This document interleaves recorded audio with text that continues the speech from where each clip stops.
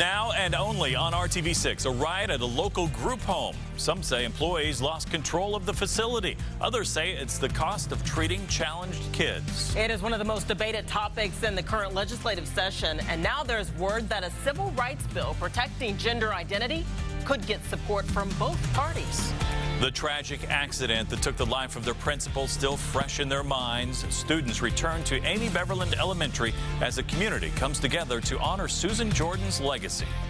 Now, the news at 6 on RTV6. Well, we begin with a story you will only see on RTV6, a disturbance at a Northside group home characterized by some police officers as a riot. Some staff members, according to first responders, were injured, and half a dozen young juveniles were arrested during the disturbance, and lots of parents were left wondering what happened.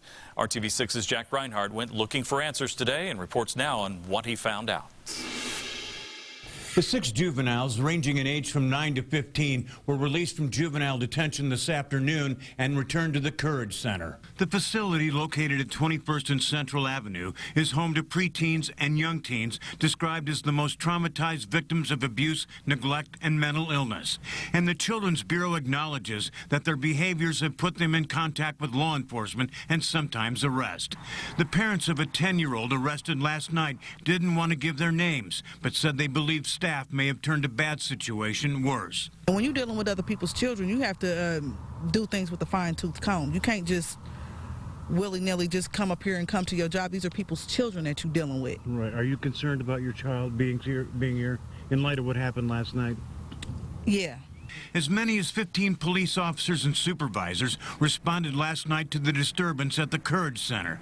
Police say the facility has been vandalized, and as many as 3 staff members suffered apparent injuries. When you deal with kids, when you work with kids who have autism and those kind of things, they'll pull your hair or bite you, or, you know, I mean, they have behavioral issues. That's not uncommon. So certainly staff getting, you know, kind of minor injuries is not surprising. Metro Police put officers through crisis intervention training on how best to deal with mental illness. The Children's Bureau characterized last night's disturbance as rare. In Indianapolis, Jack Reinhardt, RTV6. And the Children's Bureau offers a wide range of services for kids and their families. The Bureau has 17 locations through central Indiana, and last year provided services to 46,000 children.